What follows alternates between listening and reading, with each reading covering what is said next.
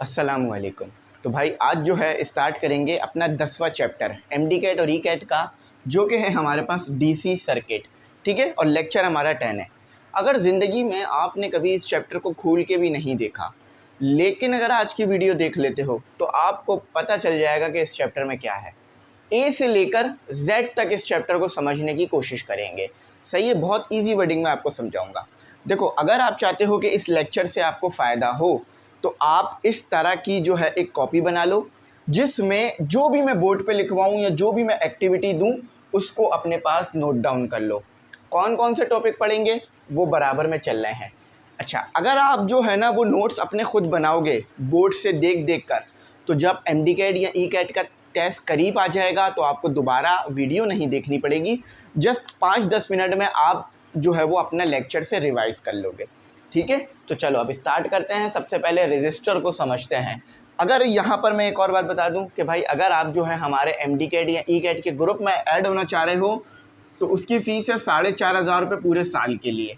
पूरे साल के लिए इस फीस में आपको लेक्चर्स, नोट्स, गेस्ट पेपर और डेली एमसीक्यूज़ टेस्ट, इसके अलावा लाइव वीडियो में हम एमसीक्यू सॉल्व करेंगे, पास पेपर सॉल्व करेंगे, वो सारी चीज़ें मिलेंगी। तो लाइव क्लास बहुत इंपॉर्टेंट है, ग्रुप में ज़रूर ऐड हो जाना। चलो सबसे पहले समझते हैं रजिस्टर्स क्या होते हैं या रजिस्टर क्या होता है। देखो भाई, आप रजिस्टर कैसे वर्क करता है ये आप पीछे पढ़ चुके हो कि भाई एटम में जो है वो वाइब्रेशन हो रही होती है और जो इलेक्ट्रॉन फ्री होता है जब वो मूव करने की कोशिश करता है तो वो उस एटम से टकराता है और उसे रेजिस्टेंस मिलती है। सही है, ये बात समझ आ गई। अब रजिस्टर को यूज़ क्यों करते हैं इस चीज़ को देख लेते हैं। देखो भाई, रजिस्टर को दो बेसिक चीज़ों के लिए यूज़ किया जाता है। एक तो करंट को कम करने के लिए, ठीक है, देखो यहाँ लिखा हुआ है लिमिट द करंट, सही है, और दूसरा जो है वो डिज़ायरेबल वोल्टेज हासिल करने के लिए। अब आपको देखो बात समझ नहीं आ रही होगी, फील नहीं आ रहा होगा कॉन्सेप्ट का फील लेते हैं। देखो भाई, आपके पास ये एक एलईडी बल्ब है, ठीक है, ये आपके पास एक एलईडी बल्ब है। अब इस एलईडी बल्ब को चाहिए 4 वोल्ट, ठीक है, 4 वोल्ट चाहिए चलने के लिए, ठीक है, और आप बैटरी जो है वो बड़ी लगा देते हो, 9 वोल्ट की बैटरी लगा देते हो, ठीक है, 9 वोल्ट की बैटरी लगा देते हो।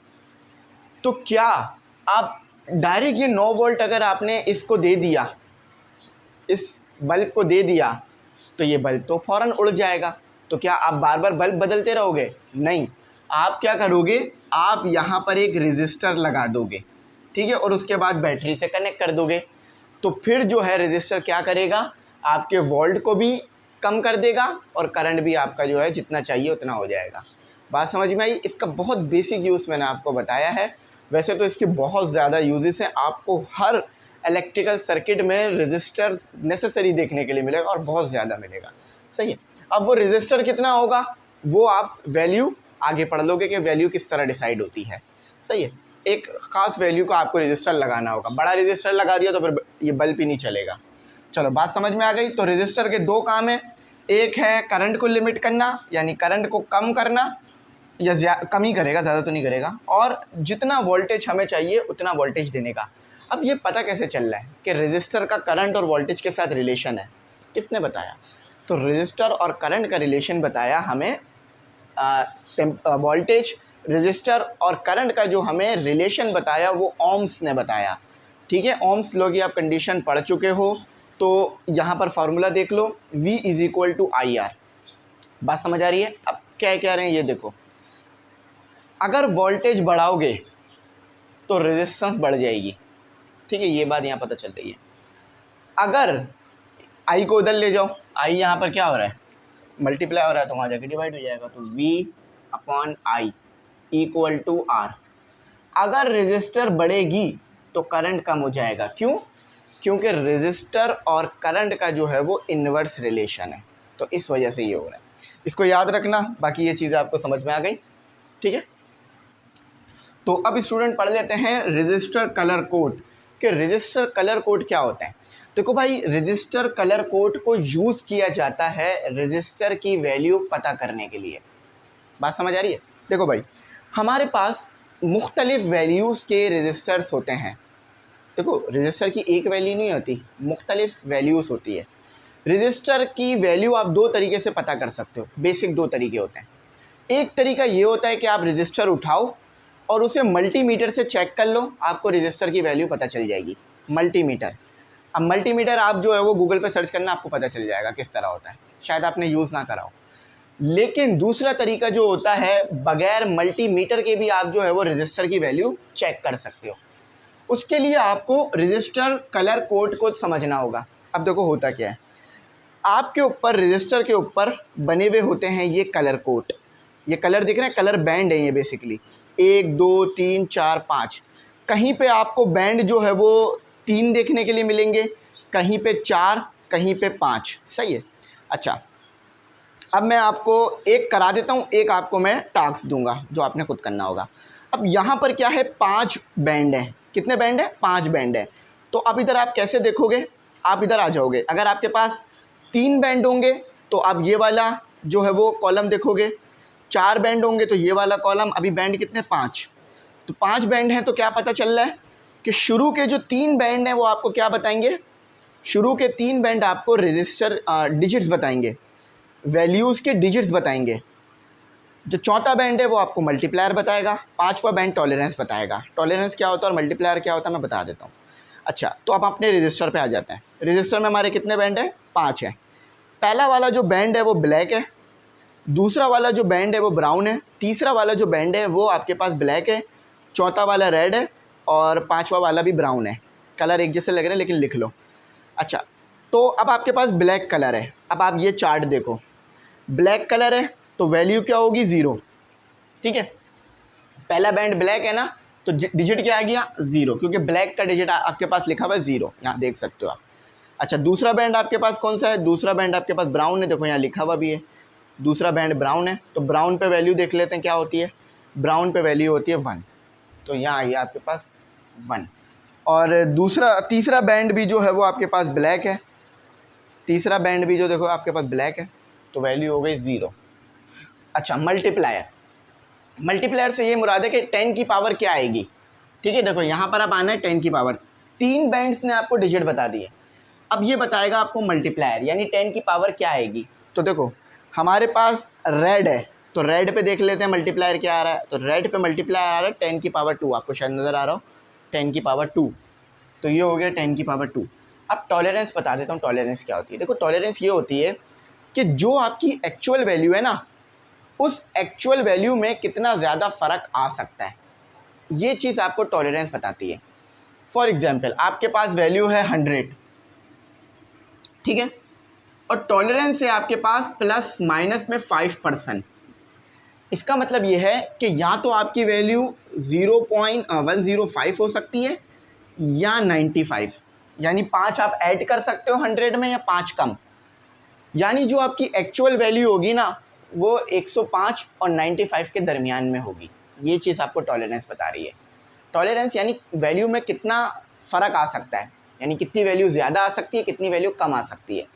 तो अगर ज़्यादा और कम चेक हो जाएगा तो फिर जो एक्चुअल वैल्यू होगी वो इन दोनों के दरमियान होगी, वो आपको पता चल जाएगी। ठीक है, टॉलरेंस याद रखना।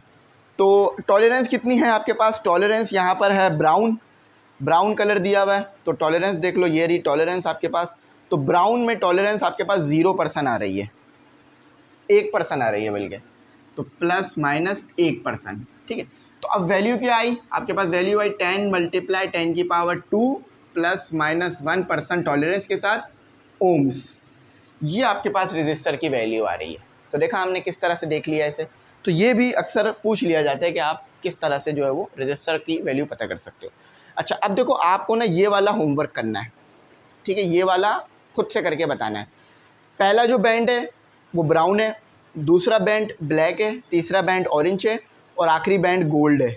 सही है, अब ये रही आपके पास वैल्यू। ठीक है, सारी वैल्यूज़ ये रही, वैल्यूज़ मल्टीप्लायर और टॉलरेंस। अब मुझे बताओ कि जो दूसरा वाला रजिस्टर है उसकी वैल्यू क्या होगी। ये होमवर्क है। चलो ये समझ में आ गया ना, अब इसे आगे ले चलते हैं। तो स्टूडेंट अब समझते हैं रजिस्टिविटी। देखो भाई, रजिस्टिविटी सबसे पहले समझ लो, कॉन्सेप्ट का फील ले लो कि रजिस्टिविटी ना आपके पास डिपेंड नहीं करती है शेप पर और साइज़ पर। शेप का मतलब क्या है? एरिया पे डिपेंड नहीं करती। साइज़ का मतलब क्या है? लेंथ पे डिपेंड नहीं करती। अब आप बोलोगे सर ये क्या बात हो गई, फॉर्मूले में तो एरिया और साइज़ लिखा हुआ है, एरिया और लेंथ लिखी हुई है। यानी एरिया को बढ़ाऊंगा तो रेजिस्टिविटी बढ़ जाएगी, लेंथ को कम करूंगा तो रेजिस्टिविटी बढ़ जाएगी।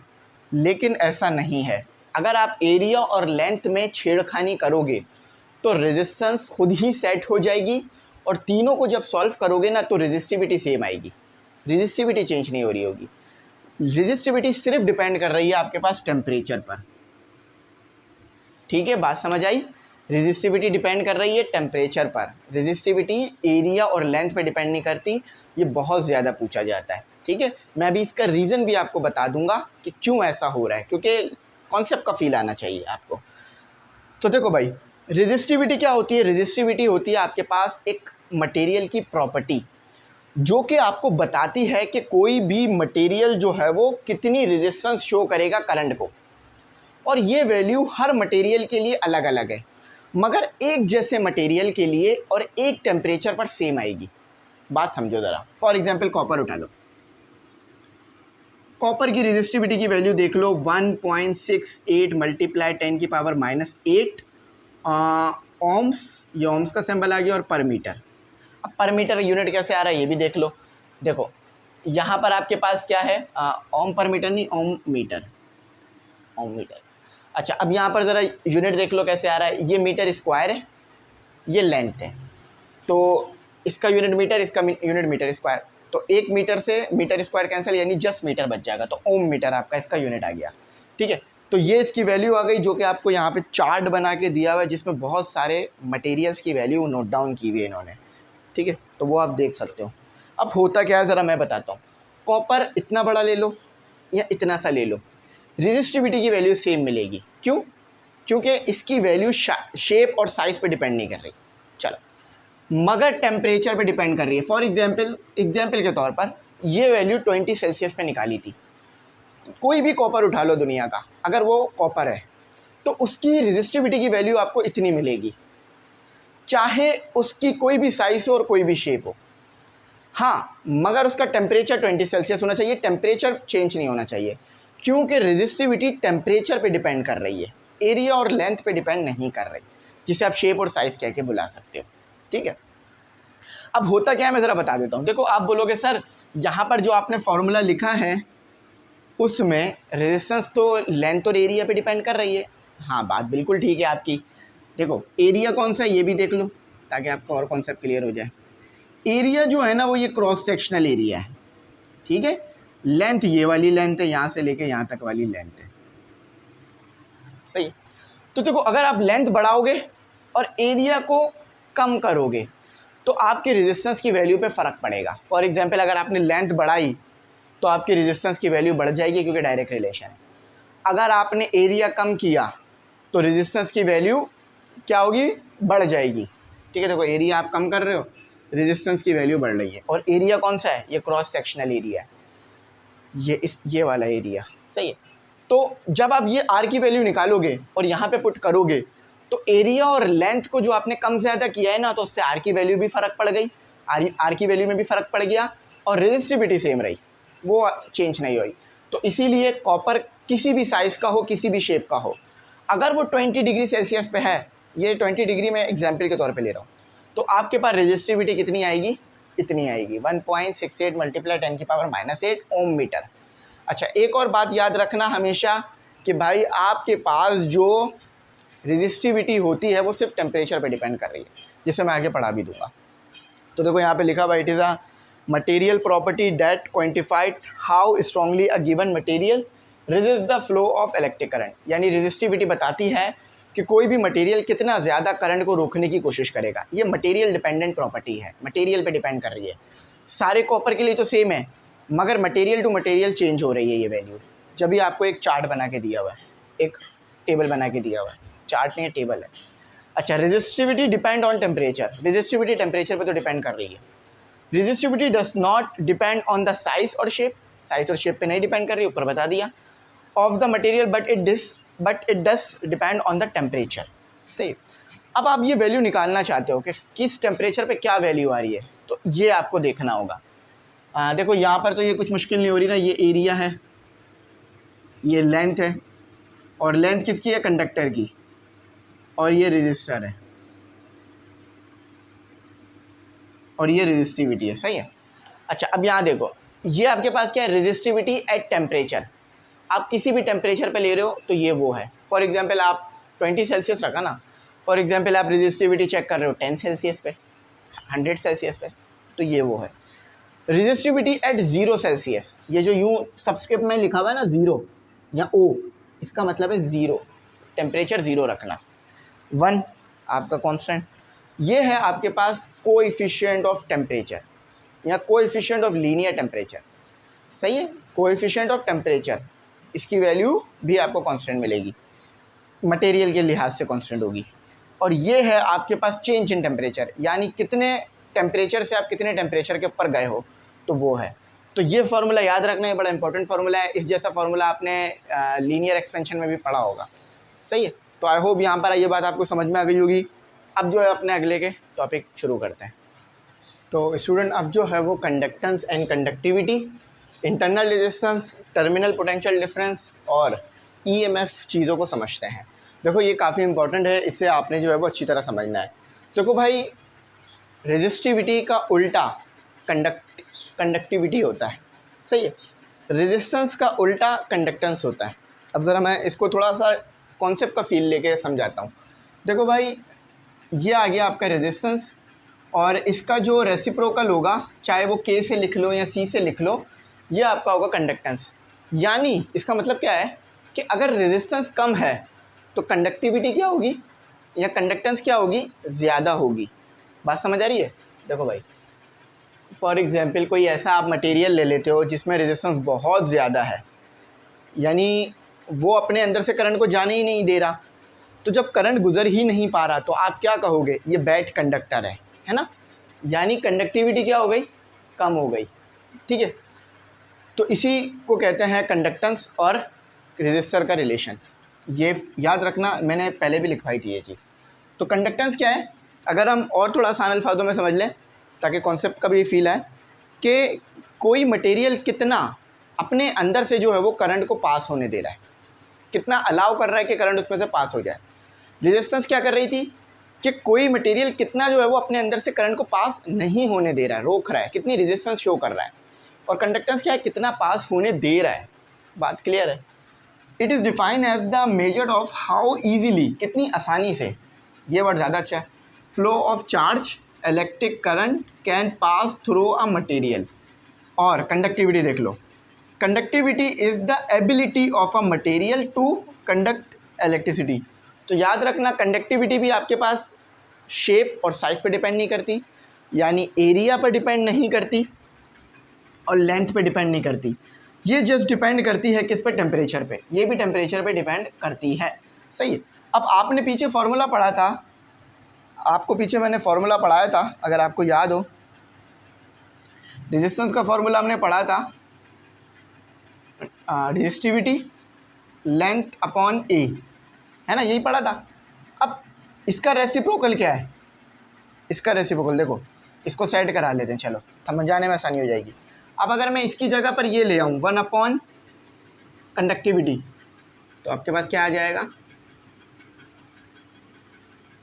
तो देखा आपने, इस रिलेशन की मदद से आपने जो रेजिस्टेंस का फार्मूला था रेजिस्टिविटी के लिए, वही फार्मूला आपने कंडक्टिविटी के लिए बना लिया।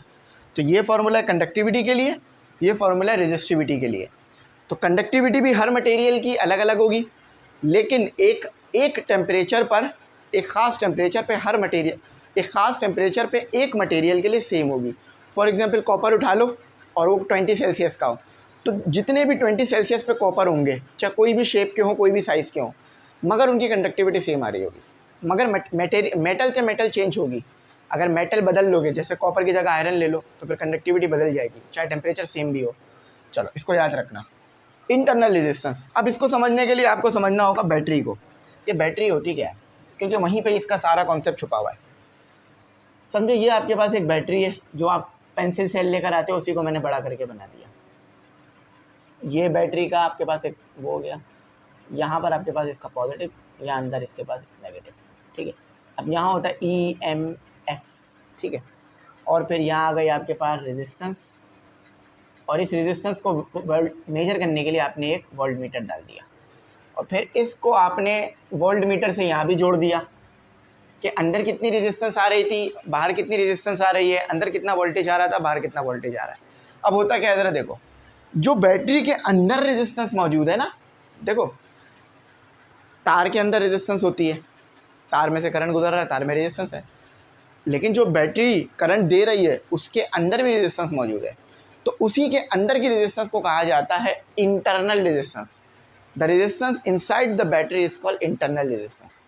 बहुत आसान है, आपके पास कोई भी वोल्टेज सोर्स है, देखो अभी तो बैटरी की बात करी ना, कोई भी वोल्टेज सोर्स ले लो, जैसे आप ले लो कोई केमिकल सोर्स ले लो या कोई भी वोल्टेज सोर्स है, तो उसके अंदर इंटरनल रेजिस्टेंस होती है। आपका आईफोन है, लिथियम बैटरी उसमें होती है, उसके अंदर भी इंटरनल रेजिस्टेंस होती है। जब आप बहुत ज़्यादा चार्ज करते रहते हो तो ये आर, छोटे आर से डिफाइंड होती है। इंटरनल रेजिस्टेंस क्या होती है, बढ़ती चली जाती है, ठीक है, बढ़ती चली जाती है, जिसकी वजह से फिर आपकी बैटरी की हेल्थ कम हो जाती है। तो याद रखना इस चीज़ को, internal resistance is the opposition to the flow of current within a battery. Resistance का ही काम कर रही है, जो रेजिस्टेंस थी ये वही है, मगर ये बैटरी के अंदर है, जब भी इंटरनल का वर्ड लगा दिया।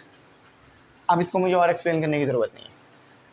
टर्मिनल पोटेंशियल डिफरेंस, देखो बैटरी के दो टर्मिनल पर जो पोटेंशियल है ना, उसको कहते हैं टर्मिनल पोटेंशियल डिफरेंस। देखो ये एक टर्मिनल हो गया, ये दूसरा टर्मिनल हो गया, और लोड कनेक्ट किया हुआ है आपने, लोड कनेक्ट है, लोड यानी कोई बल्ब कोई चीज़ चल रही है इससे, बैटरी से।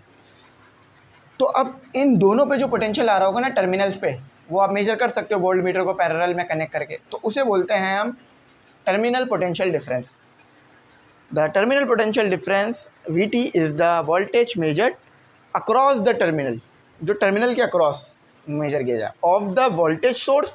बैटरी एक वोल्टेज सोर्स होती है, of the voltage source when a load is connected.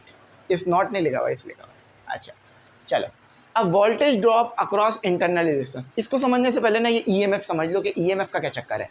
देखो भाई, EMF आपके पास वो मैक्सिमम पावर होती है जो आपका बैटरी दे रही होती है। बैटरी क्या कर रही है, केमिकल एनर्जी को इलेक्ट्रिकल एनर्जी में कन्वर्ट कर रही है ना। तो जब केमिकल एनर्जी इलेक्ट्रिकल एनर्जी में कन्वर्ट होती है तो आपकी बैटरी एक मैक्सिमम पावर देती है, एक मैक्सिमम वोल्टेज देती है, जिसे हम कहते हैं EMF, इलेक्ट्रोमोटिव फोर्स। लेकिन जब ये वोल्टेज गुजरता है इंटरनल रेजिस्टेंस से तो फिर ये कम हो जाता है और फिर आपको मिलता है terminal resistance, sorry terminal voltage. बात समझ आई? देखो इसको थोड़ा ऐसे कर लो कि आपको आपके घर वालों ने कहा जाके तंदूर से रोटी लाओ, तंदूर वाले ने जो रोटी दी वो तो आपको पूरी दी है ना, लेकिन आपने क्या किया, आप घर आते आते रोटी का कुछ टुकड़ा खा गए। हर बच्चे ने अपनी ज़िंदगी में कभी ना कभी तो ये किया ही होगा, जो बच्चा कभी ना कभी रोटी लेने गया होगा या जो बच्ची। तो क्या किया आपने, रोटी को थोड़ा सा खा लिया, तंदूर वाले ने तो पूरी दी थी, मगर आप घर कितनी लेकर आए, कम लेकर आए, क्योंकि थोड़ी बहुत रोटी आपने रास्ते में ही खा ली भूख के मारे। एक बार तो मैंने आधी रोटी खा ली थी, वो बहुत छोटे टाइम की बात है, आई थिंक कुछ 10-12 साल उम्र होगी। तो यहाँ भी वही है, बैटरी आपको दे रही है EMF यानी मैक्सिमम वोल्टेज। फॉर एग्जांपल वो EMF आपके पास है 10 वोल्ट, 10 वोल्ट है, सही है। अब जब ये 10 वोल्ट इस इंटरनल रेजिस्टेंस से गुजरी तो अब आपको बाहर 10 वोल्ट नहीं मिली, बाहर आपको मिली 8 वोल्ट। इसी को आपने कहा टर्मिनल वोल्टेज। अब देखो यहाँ कॉन्सेप्ट क्लियर हो चुके हैं, हम ज़्यादा डिटेल में जाने की ज़रूरत नहीं है, बस यही होता है, एक बार डायग्राम समझा दी फिर बच्चे को बात समझ आ जाती है। अब इसी को पढ़ भी लेते हैं ताकि आपको बाद में याद रहे। EMF is a battery, EMF in a battery. EMF battery में क्या होता है, is the voltage it's provides, ये वो वोल्टेज होता है जो बैटरी देती है, when it's not connected to anything. अच्छा, और बैटरी किसी चीज़ से हमने अभी कनेक्ट नहीं की हुई है, जस्ट हम बैटरी को चेक कर रहे हैं कि बैटरी में मैक्सिमम पावर कितनी है या मैक्सिमम वोल्टेज कितना है। इट कम्स फ्रॉम केमिकल, और ये वोल्टेज कहाँ से आ रहा है, केमिकल रिएक्शन हो रहा है जिससे इनसाइड द बैटरी, और बैटरी जो है वो क्रिएट कर रही है इलेक्ट्रिकल एनर्जी, केमिकल एनर्जी को इलेक्ट्रिकल एनर्जी में बैटरी कन्वर्ट कर रही है। अब ये बात इंपॉर्टेंट है, this is the maximum voltage the battery can deliver. ये मैक्सिमम वोल्टेज है जो बैटरी डिलीवर कर सकती है, मगर ये मैक्सिमम वोल्टेज जब इंटरनल रेजिस्टेंस से गुजरती है तो फिर आपकी जो बैटरी है वो उस वोल्टेज को कम करके टर्मिनल वोल्टेज बना देती है, टर्मिनल पोटेंशियल डिफरेंस बना देती है। अब आओ ऊपर वाली बात समझते हैं, अब ऊपर वाली बात आसान हो गई है। अच्छा, voltage drop across internal resistance. तो वोल्टेज ड्रॉप हो रहा है अक्रॉस इंटरनल रेजिस्टेंस की वजह से, यानी इंटरनल रेजिस्टेंस कैसे ईएमएफ को कम कर रही है, यहाँ पर वो बात करेंगे। As current flow through internal resistance, जब करंट फ्लो करता है अंदर से बैटरी के, यानी बैटरी के अंदर भी करंट होता है। R of the source, R का मतलब है इंटरनल रेजिस्टेंस, मैंने लिख दिया था। There is a voltage drop, तो फिर कुछ वोल्टेज का ड्रॉप आता है, ये मैंने अभी बता दिया आपको बात, कि जब ये ईएमएफ अंदर से गुजर रही है तो फिर वोल्टेज का ड्रॉप आ रहा है, और उस ड्रॉप आने की वजह से आपको टर्मिनल पोटेंशियल डिफरेंस मिल रहा है, टर्मिनल वोल्टेज। अब देखो ये कैसे आ रहा है, बात क्लियर हो गई। ये ईएमएफ है, जो वोल्टेज है या इंटरनल रेजिस्टेंस है, इसको ऐसे लिख लो। V किसके बराबर होता है, I, और R स्मॉल में आएगा। तो अगर आप माइनस कर दो ईएमएफ को और जो इंटरनल रेजिस्टेंस की वजह से अंदर वोल्टेज है उसको, तो जो टर्मिनल पे वोल्टेज आ रहा है वो मिल जाएगा। इक्वेशन भी उसी बात को प्रूफ कर रही है जो मैं कह रहा हूँ, बात भी वही लिखी हुई है, आपको समझ भी आ गई है। अब आगे चलते हैं, आगे समझते हैं। ये मैंने थोड़ा जल्दी समझा दिया ताकि आप लोगों को आगे के टॉपिक में ज़्यादा टाइम दे सकूँ। तो स्टूडेंट अब जो है वो मज़ीद कुछ इंपॉर्टेंट टॉपिक पढ़ते हैं, जिसमें हमारे पास जो है वो एनर्जी कंजर्वेशन इन ईएमएफ, ठीक है। यानी आपने बेसिकली करना क्या है इसमें, sorry, energy consideration in EMF. Basically इसमें आपने करना क्या है, इसमें आपने जो है ना वो फार्मूला बताना है कि आपके पास जो है वो जो ये फार्मूला आपने पढ़ा था ना कि पोटेंशियल डिफरेंस बराबर होता है वर्क अपॉन क्यू के, तो इसी को आपने अब कन्वर्ट करना है ईएमएफ के लिए भी, क्योंकि ईएमएफ अब आपके पास एक और टर्म आ गई है, तो उसके लिए भी आपको इस फार्मूले को कन्वर्ट करना है। देखो भाई, मैंने बताया ना कि आपके पास ईएमएफ भी एक पोटेंशियल डिफरेंस है, जो कि मैक्सिमम पोटेंशियल डिफरेंस होता है जो बैटरी के अंदर होता है। तो फार्मूला आपके पास जो पीछे आपने पढ़ा था पोटेंशियल डिफरेंस का, कि कितना चार्ज, कितना वर्क हो रहा है एक चार्ज पर, ठीक है। तो ये आपके पास वोल्टेज था, तो अब वोल्टेज क्या हो गया आपके पास, ईएमएफ। तो यहाँ पर अगर ईएमएफ है तो वर्क तो आपको फिर भी करना ही पड़ेगा ना चार्ज पे, अब वो मैक्सिमम वर्क होगा। तो यहाँ पर क्या होगा कि V जस्ट रिप्लेस हो जाएगा या तो ईटा से या ईएमएफ से। तो इस तरह से आपके पास आ जाएगा एनर्जी कंसिडरेशन ऑफ ईएमएफ का फार्मूला, यानी पोटेंशियल डिफरेंस का फार्मूला आ जाएगा आपके पास विद रिस्पेक्ट टू वर्क और चार्ज। ये देख लो, ये लिखा हुआ, क्योंकि देखो बैटरी के अंदर भी जो है ना वो वर्क हो रहा होता है, जब तो एनर्जी बन रही है। चलो अब सोर्स ऑफ ईएमएफ देख लेते हैं, मतलब आप ईएमएफ कहाँ से ले सकते हो या कौन कौन से सोर्स हैं ईएमएफ के जो ईएमएफ प्रोड्यूस कर रहे हैं। देखो भाई, सबसे पहले तो हमने केमिकल एनर्जी को देख लिया था कि किस तरह से केमिकल एनर्जी इलेक्ट्रिकल एनर्जी में कन्वर्ट हो रही थी। सोर्स ऑफ ईएमएफ से मतलब ये है कि कौन कौन सी ऐसी और एनर्जीज़ हैं जिनसे आप इलेक्ट्रिसिटी पैदा कर सकते हो। अच्छा, एक आप लाइट से कर सकते हो। लाइट यानी ये जो आपके पास ये जो आपके पास सोलर पैनल लगे हुए हैं, ये कैसे काम कर रहे हैं, ये लाइट से काम कर रहे हैं ना। सो सनलाइट इसके ऊपर पड़ रही है और फिर इलेक्ट्रिसिटी कन्वर्ट हो रही है, इलेक्ट्रिसिटी बन रही है। तो ये भी एक लाइट भी एक सोर्स हो गया ईएमएफ का या इलेक्ट्रिसिटी का। हीट के ज़रिए से भी आप इलेक्ट्रिसिटी पैदा कर सकते हो, मगर ये आप लोग नहीं करते हो, और अमूमन ये इस तरह से नहीं पैदा की जाती है इलेक्ट्रिसिटी, मगर इसके ज़रिए से भी इलेक्ट्रिसिटी बनती है, जिसे हम आगे पढ़ते हैं थर्मो इलेक्ट्रिसिटी में। थर्मो इलेक्ट्रिसिटी का मतलब है कि ऐसी ब्रांच फिज़िक्स की या साइंस की जिसमें हम हीट की मदद से इलेक्ट्रिसिटी जनरेट कर रहे हैं या इलेक्ट्रिसिटी की मदद से हीट जनरेट कर रहे हैं, तो इसे हम कहते हैं थर्मो इलेक्ट्रिसिटी। पावर डेसिपेशन इन रेजिस्टर्स। देखो भाई, आपके पास एक रेजिस्टर लगा हुआ है, ठीक है, तो आपको क्या लगता है जब करंट इधर से गुजरेगा, इस रेजिस्टर से गुजरेगा, सोर्स भी लगा देते हैं, ठीक है, तो कन्वेंशनल करंट ले लेते हैं, यहाँ से ले लेते हैं करंट, ठीक है। तो जब करंट आपके पास इधर से गुजरेगा रेजिस्टर में से, तो क्या होगा, जब करंट आपके पास रेजिस्टर से गुजरता है ना, जब करंट आपके पास रेजिस्टर से गुजरता है, समझ लो ये यहाँ पर आ गया आपके पास, तो इस सिचुएशन में आपके पास हीट निकलती है। इसी को कहा जाता है पावर डेसिपेशन, यानी पावर का ज़ाया होना। अब मैं बताता हूँ कैसे। अब आपने कभी लैब में वर्क तो नहीं किया होगा, मुझे शायद करा हो कभी किसी बच्चे ने, लेकिन अगर आप यूनिवर्सिटी में जाओगे ना तो वहाँ आपको लैब में कराया जाता है वर्क। तो वहाँ पर आप देखोगे कि जब आप रजिस्टर लगाओगे और रजिस्टर आप छोटा लगा दोगे, बड़ा रजिस्टर लगाना था लेकिन आपने छोटा रजिस्टर लगा दिया, तो जब करंट उस रजिस्टर में से गुजरेगा या वोल्टेज होगा, तो आप देखोगे वो रजिस्टर गर्म हो जाएगा और कभी कभार तो जल भी जाता है।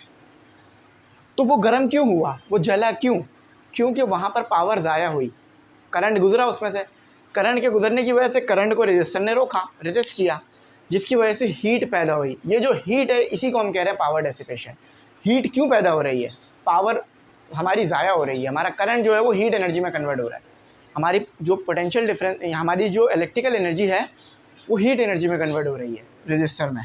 तो देखो ये लिखा हुआ है the current flowing through a resistor, current गुजर रहा है रेजिस्टर से, मेक इट्स हॉट, ये नॉट नहीं है हॉट है। तो आपके पास क्या होता है, ये जो आपका रेजिस्टर है ये गर्म हो जाता है, गर्म हो रहा है यानी इलेक्ट्रिसिटी कन्वर्ट हो रही है हीट में, तो it's power dissipated by heat, तो पावर डेसिपेट हो जाती है। सही है, बात समझ आ गई। इसका फॉर्मूला भी है, फॉर्मूला ये रहा QV/T। अच्छा, अब ये जो V है ना ये वोल्टेज है, वेलोसिटी नहीं है, इसको थोड़ा बड़ा कर लो, ये वेलोसिटी लग रही है, ठीक है, ये वोल्टेज आ गया और वो करंट है। अब आप ये फॉर्मूला पढ़ चुके हो कि Q/T जो है वो आपके पास इक्वल टू करंट होता है। तो फॉर्मूला अब आपके पास क्या आया, IV। अब इसके और फॉर्मूले भी हैं। ओम्स लॉ क्या है, V = IR, इधर पुट कर दो, इधर पुट कर दिया तो आपने हो गया ये I, एक और I और R, तो ये हो गया I का स्क्वायर और R, ये दूसरा फॉर्मूला हो गया आपके पास। इस फॉर्मूले की मदद से भी आप निकाल सकते हो पावर डेसिपेशन, इस फॉर्मूले की मदद से। और एक और फार्मूला भी होता है, इसको आप I के लिए सेट करा लो, तो ये हो गया आपके पास R और I, ठीक है, R नीचे आ गया। अब इधर पुट कर दो, तो ये हो गया आपके पास V/R और V, इसको सॉल्व कर दो तो P = V²/R। ये 3 फार्मूले हैं, ये याद रखना। एक फार्मूला याद रख लो, उन 2 से ये बन जाएंगे बाकी आपके। और इसको सही लिखना, इसको गलत नहीं लिखना। अक्सर ये पेपर में पूछ लेते हैं कि भाई आपके पास पावर का फार्मूला ये है, तो दूसरा पावर का फार्मूला क्या बन सकता है, ठीक है, इसी से जो बनेगा। तो वो एक ये हो गया, एक ये हो गया, I² और V²/R। अगर आपको वोल्टेज पता है और रेजिस्टेंस पता है तो आप पावर डिसिपेशन निकाल सकते हो, करंट पता है और रेजिस्टेंस पता है तो पावर डिसिपेशन निकाल सकते हो, चार्ज पता है, टाइम पता है और वोल्टेज पता है तो आप पावर डिसिपेशन निकाल सकते हो। तीनों को याद रखना, तीनों में अलग अलग चीज़ें हैं आपके पास, तो इसलिए बड़े काम हो जाते हैं। अच्छा, अब आ जाओ तो थर्मो इलेक्ट्रिसिटी।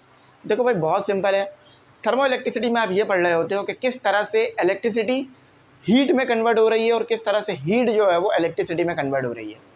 अब एक डिवाइस यूज़ होता है, वो होता है थर्मोकपल, थर्मोफंक्शन बोल रहा हूँ, थर्मोकपल। वो थर्मोकपल डिवाइस जो है वो क्या करता है, वो आपके पास हीट को इलेक्ट्रिसिटी में कन्वर्ट कर देता है। देखो आप ये बहुत बार पढ़ चुके हो कि सोलर यानी सनलाइट से इलेक्ट्रिसिटी जनरेट होती है, कोयले से, डीजल से इलेक्ट्रिसिटी जनरेट होती है, आपने देखी भी है, और मुख्तलिफ़ चीज़ों से आपने इलेक्ट्रिसिटी जनरेट होती भी देखी है, मगर हीट से नहीं देखी होगी। आओ हीट से देख लेते हैं। ये है आपके पास थर्मोकपल, ये डिवाइस है, सही है, समझ गए, ये डिवाइस है, नज़र आ रही है, आई होप थोड़ी बहुत तो नज़र आ ही रही होगी। अगर मैं इसकी ब्राइटनेस डाउन करूं तो क्या पता नज़र आ जाए। अब तो गायब ही हो गई मेरे ख्याल में, अगर मैं फुल कर दूं तो अब भी गायब हो गई, वही मीट पे ही रखते हैं। चलो अब इतने पे ही नज़र आ रही है आपको, हाँ अब शायद नज़र आ रही है। देखो देखो नज़र, थोड़ा बहुत समझने की कोशिश करना। ये है हॉट जंक्शन, जंक्शन यानी ऐसा पॉइंट जहाँ पर 2 पॉइंट्स आके मिल रहे हों। देखो ये 2 लाइन है आपस में आके इधर मिल रही है ना, तो इसलिए इसे जंक्शन कहेंगे। अब होता क्या है, हम इस पॉइंट को गर्म करते हैं, सॉरी इस वायर को, ऊपर वाले वायर को, ए वाला जो वायर है उसे गर्म करते हैं और बी वाले वायर को ठंडा रखते हैं। तो जो वायर गर्म है उसे देखो रेड कलर से शो किया गया है, नज़र आ रहा है, रेड कलर है, और जो ठंडा है उसे ब्लू कलर से। अब गर्म और ठंडा यानी क्या हो गया, टेम्परेचर का डिफरेंस। तो जब टेम्परेचर का डिफरेंस हो गया, आपके इलेक्ट्रॉन फ्लो करना शुरू हो गए। कहाँ से कहाँ शुरू करेंगे, गर्म से ठंडे में। तो जब ये इलेक्ट्रॉन फ्लो करेंगे और अगर आप बीच में लगा दो वोल्ट मीटर या एम मीटर, तो आप देखोगे आपके पास करंट आएगा। देखो ये कोल्ड जंक्शन, ये हॉट जंक्शन, समझ में आ गई ना बात। तो यहाँ पर इस तरह से हो रहा है, आपके पास एक कोल्ड जंक्शन है, एक हॉट जंक्शन है, यानी एक कोल्ड एक ठंडा वायर है और एक गर्म वायर है। टेम्परेचर के डिफरेंस की वजह से आपके पास इलेक्ट्रॉन फ्लो हो रहा है। तो यही चीज़ मैं आपको यहाँ समझाना चाह रहा था। आई होप यहाँ तक बात समझ में आ गई होगी। अब हम अपना अगला टॉपिक करेंगे फायर अलार्म। उसको मैं लिखवा नहीं रहा, बता रहा हूँ, क्योंकि फायर अलार्म एक एप्लीकेशन टाइप टॉपिक है ना, तो उसे समझ लो किस तरह से काम करता है ताकि वो भी बात समझ में आ जाए। देखो ये आपके पास एक फायर अलार्म है, ठीक है, ये एक फायर अलार्म है। अब इसकी कोई डिज़ाइन, ये सर्किट वगैरह आपको तो पेपर में नहीं बनाना, क्योंकि पेपर में नहीं बनाना मतलब एमडी कैट में बनाना नहीं है आपने। आपको जस्ट इसका कुछ पूछ सकते हैं वो, तो उसको समझ लो। फायर अलार्म ऐसे काम करता है कि भाई इसके अंदर जो है ना आपके पास एक एक आपके पास लगा होता है सेमीकंडक्टर, ठीक है, यानी डायोड लगा हुआ होता है। आपके पास थर्मोस्टेट लगा होता है, यानी ये गर्म होता है, फिर आपका जो सर्किट है वो ओपन हो जाता है, सर्किट में जो है वो सिग्नल जाता है, फिर ये बज़र चलने लग जाता है, ठीक है। अब इसकी बहुत डिटेल एक्सप्लेनेशन है, जब मैंने ये टॉपिक पढ़ाया था तो समझाया था। मैं इस टॉपिक को भी स्किप तो नहीं कर रहा, लेकिन एज सच बहुत डिटेल में नहीं ले जा रहा, बस थोड़ा बहुत बता रहा हूँ, ठीक है। इसको पढ़ लेना अगर आप चाहो, क्योंकि ये टॉपिक हमारे पास काफ़ी लंबा है, तो इसलिए मैं इसको थोड़ा कर रहा हूँ, क्योंकि मुझे आपको किरचॉफ लॉ कराना है, ठीक है। कुछ वो क्रिंच बोल रहे होते हैं, लेकिन इसमें आ नहीं रहा है, तो किरचॉफ लॉ, किरचॉफ लॉ। तो चलो किरचॉफ लॉ करते हैं, जो कि मोस्ट इंपॉर्टेंट है, उसको समझते हैं। तो स्टूडेंट अब समझते हैं किरचॉफ लॉ। देखो भाई, ये जो किरचॉफ लॉ है ना, ये बड़ा ही इम्पॉर्टेंट है आपके एमडी कैट और ई कैट के लिए, फेवरेट है। इससे एमसीक्यूज़ मुझे लगता है ज़रूर बन जाएगा, तो इसको ज़रा सही तरह से देख लो। और बहुत आसान भी है, अगर आपने समझने की कोशिश की ना, ये बहुत आसान चीज़ है। नहीं समझने की कोशिश की, सबसे मुश्किल हो जाएगा आपके लिए, ठीक है। अच्छा देखो, किरचॉफ में आपके पास दो लॉ हैं, एक लॉ करंट के लिए है, एक लॉ आपके पास वोल्टेज के लिए है। कितने लॉ हो गए? दो लॉ, एक करंट के लिए, एक वोल्टेज के लिए। अब मैं जो है वो इन दोनों लॉज का इस्तेमाल करके आपको इक्वेशन बनाना भी सिखा दूंगा, तो आपका काम आसान हो जाएगा। अब देखो, पहला लॉ क्या है? किरचॉफ फर्स्ट लॉ, जिसे हम करंट लॉ कहते हैं। दूसरा है आपका किरचॉफ सेकंड लॉ, जिसे हम वोल्टेज लॉ कहते हैं। अब करंट लॉ को बात कर लेते हैं, क्या कहते हैं। करंट लॉ में ये कहा जा रहा है कि जो करंट आ रहा है वो बराबर है जो करंट जा रहा है उसके। बात समझ आई? नहीं आई? मैं बताता हूँ। फॉर एग्जाम्पल, एक पाइप से आपके पास शरबत आ रहा है और 3 पाइप से जा रहा है, तो क्या जो 3 पाइप से शरबत जा रहा है, अगर वो मैं तीनों को ऐड कर दूं तो वो उतना ही बनेगा ना जितना आया है? ऐसा तो नहीं हो सकता ना कि भाई जो आया है और जो गया है, यानी जाने वाला ज़्यादा हो जाए, आने वाला कम। ये तो फिर आपने एनर्जी का लॉ ही तोड़ दिया, law of conservation of mass ही आपने ब्रेक कर दिया। जितनी चीज़ आपके पास आती है उतनी ही जाती है। बात क्लियर है ना? तो देखो, अगर यहाँ पर जो करंट आ रहा है वो बराबर होगा जो करंट जा रहा है उसके। समझ में आई? अगर इसको थोड़ा और आसान कर लो, जो करंट सर्किट में इन हो रहा है उसे आप जो है वो अपने राइट साइड पे लिख लो। आई थिंक ये राइट साइड ही बन रही है, हाँ, राइट साइड पे लिख लो। और जो करंट सर्किट से जा रहा है उसे आउटसाइड लिख लो। सर्किट यानी जंक्शन। अब इस जंक्शन को समझ लो। अभी मैंने थोड़ी देर पहले आपको जंक्शन बताया था। जंक्शन वो पॉइंट होता है जहाँ पर आकर मुख्तलिफ लाइनें मिल रही होती हैं, दो या दो से ज़्यादा लाइनें आपस में आके मिल रही होती हैं। फॉर एग्जांपल, ये ए जंक्शन है। अब इसे जंक्शन क्यों कह रहे हैं? क्योंकि देखो, ये वाली लाइन जो है वो भी इधर आके मिल रही है, लाइन 2 कह लो। ये वाली लाइन भी इधर आके मिल रही है, लाइन 3 कह लो, ये भी इधर आके मिल रही है। और लाइन 4 कह लो, ये भी इधर आके मिल रही है। तो ये क्या हो गया? जंक्शन हो गया। सही है। अब इसकी पहले स्टेटमेंट पढ़ लेते हैं और फिर इसको हम इक्वेशन बना लेंगे। देखो, सारे सवाल ऐसे ही सॉल्व होने हैं, बस इसको दिमाग में रखना, यही बेस है। हर सवाल सॉल्व कर लोगे अगर ये दिमाग में है तो। हर सवाल आपके लिए मुश्किल है अगर ये दिमाग से निकल गया। The current that flows into a junction, any electrical connection must. देखो, जो करंट फ्लो कर रहा है जंक्शन में, यानी जो करंट जंक्शन में आ रहा है, चाहे कोई भी सर्किट हो, वो बराबर होगा, इक्वल होगा। देखो, जब भी इक्वल लिखा है किसके? करंट दैट फ्लो आउट, ये आउट का वर्ड याद रखना, out of the same junction. समझ में आया? मैंने सर्किट का वर्ड इस्तेमाल करा था ना, आप चाहो तो जंक्शन कर लो, क्योंकि मैंने इसे सर्किट मान लिया था, लेकिन आप जंक्शन का वर्ड इस्तेमाल करो। तो कह ये रहे हैं, जो करंट जंक्शन में आ रहा है वो बराबर है जो करंट जा रहा है। अब आ एक करंट रहा है, जा 3 करंट रहे हैं, तो ये तो आप सोच रहे होगे तो गलत बात है। अगर यहाँ पर एक है तो वहाँ भी एक होना चाहिए, ऐसा नहीं है। देखो, जो ये आया होगा ना, जो ये आया होगा, यही जो है वो स्प्लिट हुआ होगा इन तीनों में, तो इसीलिए इन जो है वो बराबर है आउट के। तो जो इन हो रहा है उसको राइट हैंड साइड पे लिखो, जो आउट हो रहा है उसको लेफ्ट हैंड साइड पे, और अगर एक से ज़्यादा करंट है तो सम कर देना। मतलब इन क्या हो रहा है, देखो जिसका मुंह जंक्शन की तरफ है वो इन है, देखो बात सिंपल है ना, जो जंक्शन की तरफ है वो इन है, तो ये I1 हो गया आपके पास। अच्छा, अब बाकी किसी और का मुंह जंक्शन की तरफ है, I2 का जंक्शन के इन नहीं है, आउट है। क्यों? क्योंकि देखो एरो ऊपर की तरफ है, यानी ये जंक्शन से दूर जा रहा है, यानी आउट हो रहा है, बाहर जा रहा है। और 3 भी बाहर जा रहा है क्योंकि मुंह दूसरी तरफ है, और 4 भी बाहर जा रहा है क्योंकि मुंह दूसरी तरफ है। तो इक्वेशन क्या बनी, I1 I2 plus I3 plus I4। चलो ये तो हो गया। अब आपको देता हूं मैं होमवर्क। ये वाला जो करंट है ये वाला इन हो गया, सही है, इन हो गया। अब मुझे ज़रा बना के बताओ कमेंट सेक्शन में कि अब इक्वेशन क्या बनेगी। देखो पहले ये बाहर की तरफ था, अब ये अंदर की तरफ आ गया। कॉन्सेप्ट बता दिया कि जो करंट इन हो रहा है वो इक्वल के एक तरफ है, जो आउट हो रहा है वो इक्वल के दूसरी तरफ है, और दोनों का सम बराबर है, बाकी वो बराबर होंगे। अब मुझे ये बना के दिखा दो, ये कमेंट सेक्शन में कमेंट करो। अच्छा, अब आ जाते हैं किरचॉफ का सेकंड लॉ। किरचॉफ का सेकंड लॉ ये कहता है कि जो आपके पास इलेक्ट्रोमोटिव फोर्स है, अच्छा सेकंड लॉ को ना वोल्टेज लॉ भी कहते हैं, ये भी याद रखना। अब आ जाओ इधर, जो आपके पास इलेक्ट्रोमोटिव फोर्स है, देखो बैटरी के ऊपर क्या होगी, EMF होगी, है ना, बेशक EMF होगी।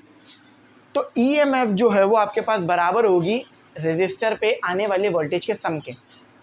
बात क्लियर नहीं हुई ना, याद रखना ये सीरीज में कनेक्ट है, ठीक है। बैटरी का पॉजिटिव टर्मिनल लो और लूप बना लो, बात समझ आई। बैटरी का पॉजिटिव टर्मिनल लो और लूप बना लो।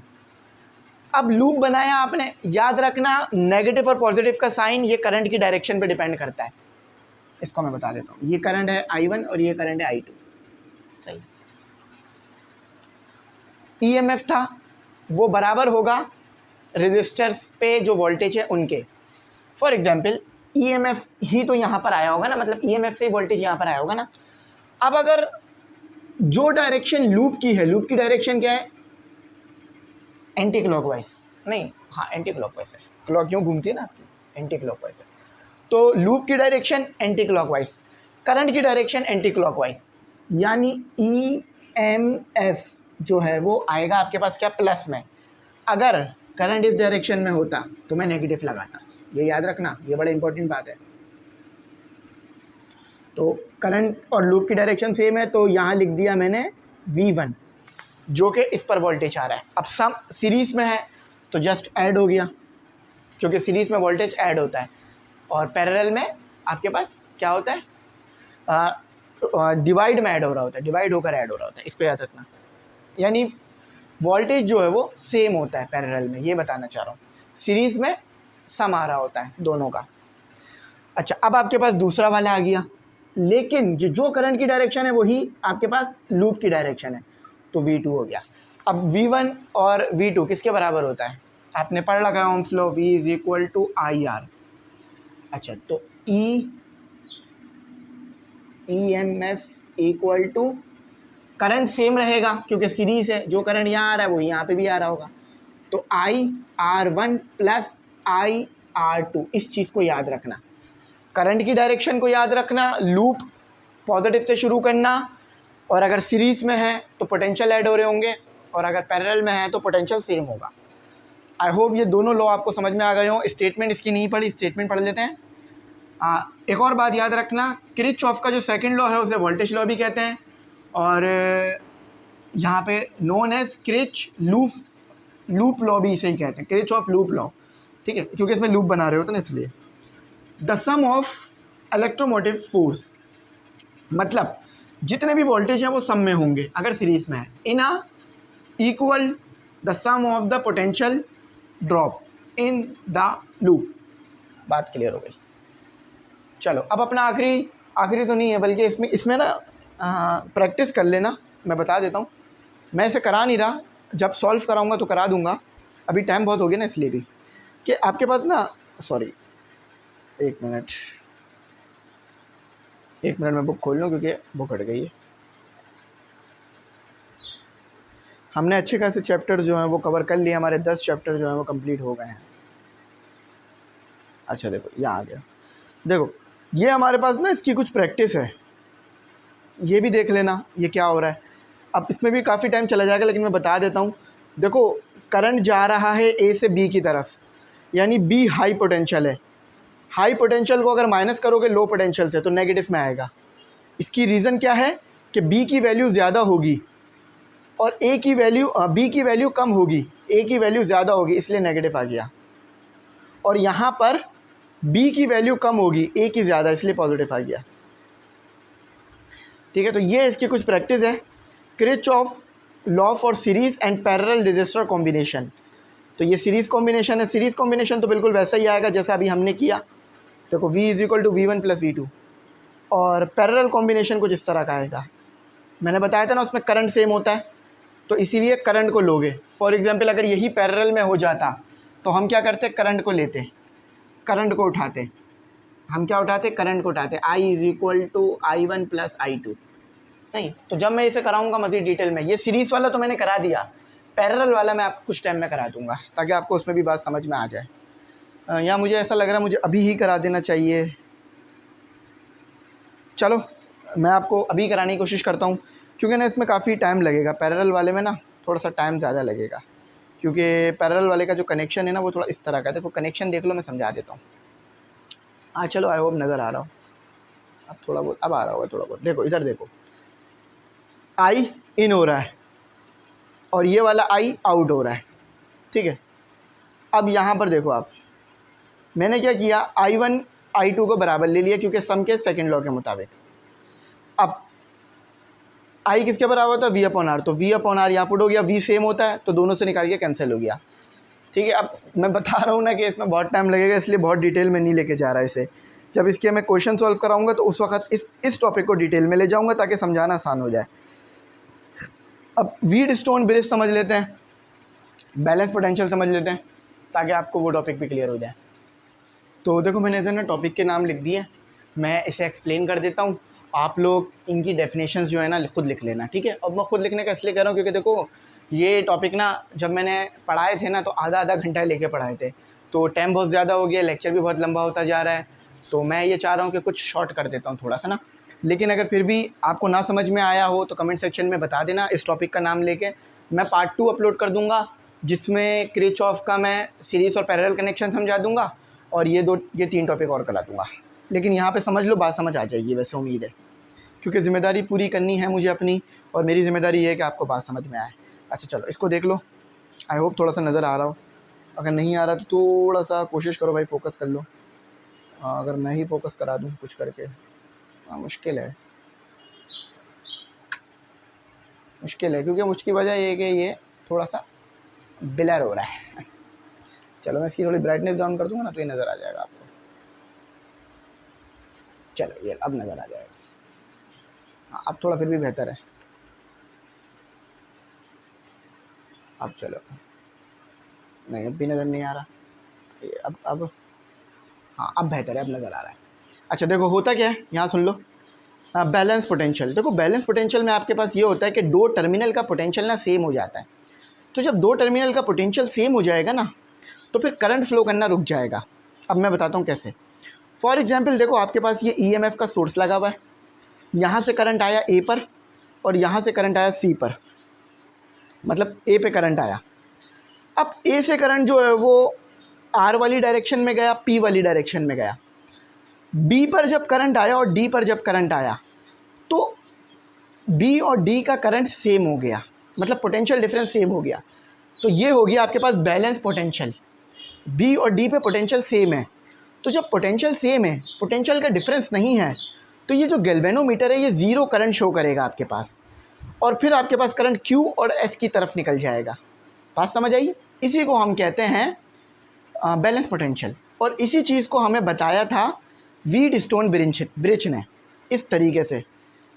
अब ये क्यों किया था? ये अननोन रेजिस्टेंस को मेजर करने के लिए किया गया था। अब अगर इसको आप आगे मज़ीद समझोगे तो आपके पास ये फार्मूला निकल कर आ जाएगा। ये चारों रेजिस्टेंस लिखी हुई है, पी क्यू आर एस। यहाँ लिख देता हूँ,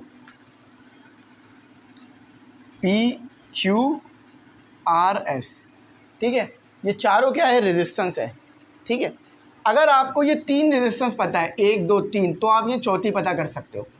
अगर आपको इनमें से कोई भी 3 पता है तो चौथी आप पता कर सकते हो। तो ये हो कैसे रहा है, मैंने बताया ना, आप इसको पढ़ लेना खुद से भी थोड़ा सा, कि B और D पे जो पोटेंशियल है वो सेम हो गया है, जिस वजह से G पे वोल्टेज है और G पे जो करंट है वो नहीं जा पा रहा।